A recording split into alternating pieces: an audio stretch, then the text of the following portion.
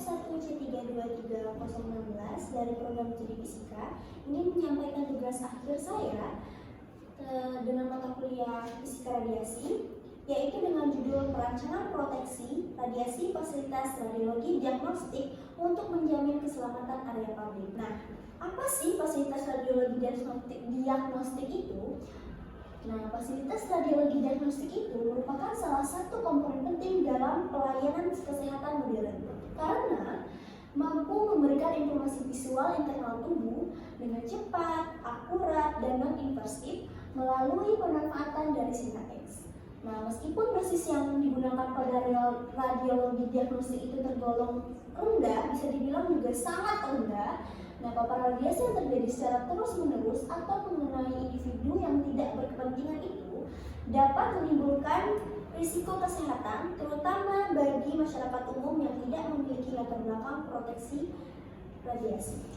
Lalu rumusan dari masalah ini, yang pertama adalah bagaimana karakteristik sinar X serta mekanisme interaksinya dengan material dinding sehingga dapat mempengaruhi desain proteksi radiasi pada fasilitas radiologi diagnostik. Yang kedua, itu bagaimana menentukan ketebalan optimal material proteksi radiasi seperti timbal atau beton untuk menggunakan parameter akurasi seperti half value layer atau HVL dan thin value layer atau TVL sehingga paparan radiasi yang sampai ke area publik itu berada di bawah nilai batas dosis yang diperbolehkan.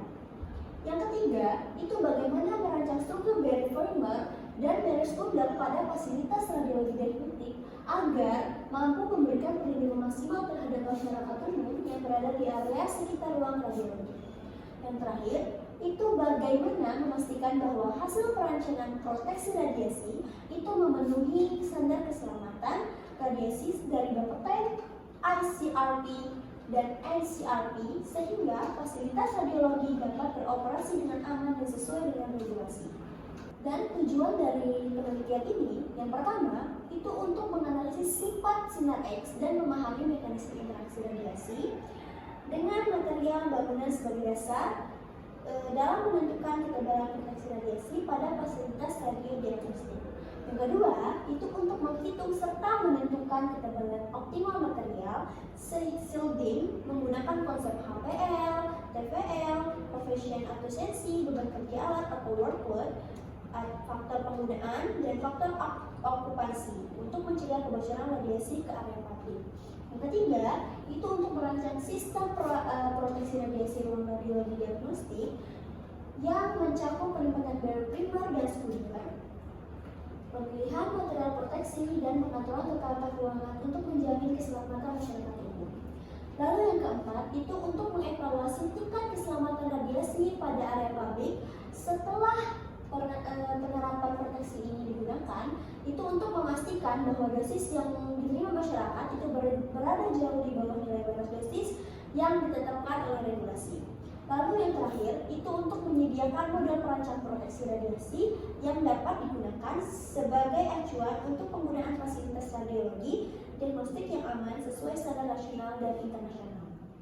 Nah, manfaat dari penelitian ini, yang pertama, itu untuk memberikan landasan teoritis yang komprehensif mengenai konsep proteksi radiasi, interaksi sinar X, serta prinsip analisis sehingga dapat memperkuat pemahaman akademik dalam bidang fisika radiasi. Lalu yang kedua, itu dapat memberikan manfaat praktis berupa paduan perhitungan ketebalan material shielding, menggunakan parameter HVL, TVL, beban kerja, faktor penggunaan, dan faktor okupansi, sehingga dapat diaplikasikan dalam perancangan ruang radiologi yang aman bagi masyarakat umum. Lalu yang ketiga, itu menjelaskan penerapan konsep proteksi radiasi secara langsung dalam desain fasilitas radiologi diagnostik sehingga dapat meningkatkan kompetensi mahasiswa di bidang keselamatan radiasi. Yang terakhir, memastikan bahwa pembangunan fasilitas radiologi itu mematuhi standar keselamatan radiasi karena perancangan yang disusun itu dapat sebagai acuan evaluasi dan penerapan prinsip ALARA di area publik.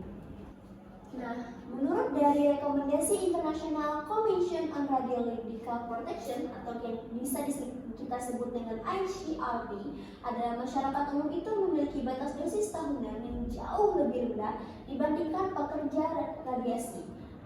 Kenapa? Karena mereka tidak memiliki keterlibatan langsung dalam pekerjaan yang menggunakan radiasi dan lebih rentan terhadap risiko paparan.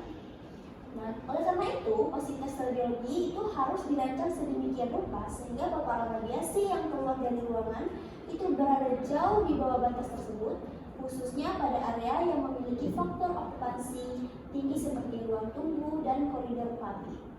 Yang selanjutnya itu ada half value layer atau yang kita sebut dengan HVL tadi, dan time value layer atau kita sebut dengan TVL tadi. Nah, HVL itu didedikasikan sebagai ketebalan material yang diperlukan untuk menurunkan intensitas sinar X hingga 50% dari intensitas awal. Nah, sedangkan dari TVL itu adalah ketebalan material yang dapat menurunkan intensitas menjadi 10% dari nilai sebelum melewati material tersebut.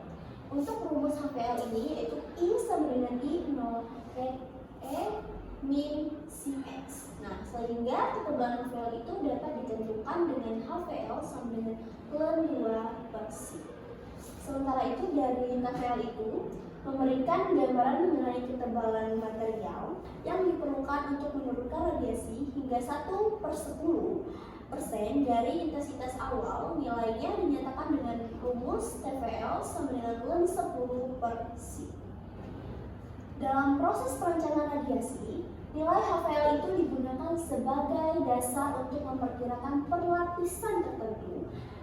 Perhitungan itu dimulai dengan menentukan energi sinar X yang digunakan pada ruangan tersebut. Lalu meninjau nilai HVL material seperti timba, beton, atau gipsum bertimba. Setelah nilai HVL tadi itu diketahui, kita sebagai perancang dapat menghitung berapa banyak lapisan HVL yang dibutuhkan untuk mencapai tingkat reduksi yang sesuai dengan batas paparan radiasi untuk area publik maupun area yang terbatas. Perhitungan HVL dan TVL ini juga berperan dalam menentukan apakah satu dinding itu dapat dilapisi dengan material tambahan untuk meningkatkan proteksi. Dan selanjutnya itu ada analisis interaksi radiasi. Nah, analisis interaksi radiasi di ruang radiologi itu kenapa sih dilakukan? Untuk memahami bagaimana sinar X itu berperilaku ketika melewati berbagai material dan objek di dalam ruangan, sehingga dapat diketahui pola penyebaran radiasi yang mungkin mencapai area di luar ruangan.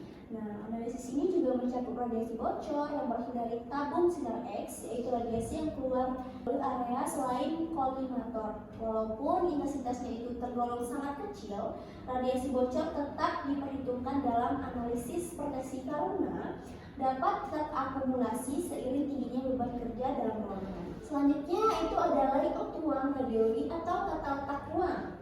Nah, dalam penyusunan layout atau tata letak itu tujuan utamanya itu adalah untuk memastikan bahwa arah pancaran berkas dari primer tidak mengarah langsung ke area publik atau permukaan ruangan dengan tingkat okupansi yang lebih tinggi, sehingga risiko paparannya itu berlebih dapat diminimalkan.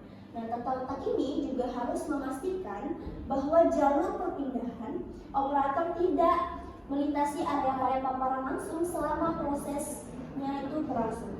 Sekian mungkin pemaparan dari saya. Kesimpulan dari materi saya ini yaitu perancangan proteksi radiasi pada fasilitas radiologi diagnostik ini dilakukan dengan mempertimbangkan interaksi radiasi, karakteristik alat sinar X, dan kondisi bangunan, ketebalan dinding primer dan sekunder, serta pemilihan material seperti timbal dan beton untuk memastikan efektivitas proteksi. Nah, evaluasi juga menunjukkan paparan radiasi di area publik tetap jauh di bawah batas aman. Tata letak tadi, yang tepat juga dapat minimalkan kebocoran radiasi sehingga rancangan ini dapat dilayak untuk diterapkan. Sekian materi dari saya akhiri. Wassalamualaikum warahmatullahi wabarakatuh.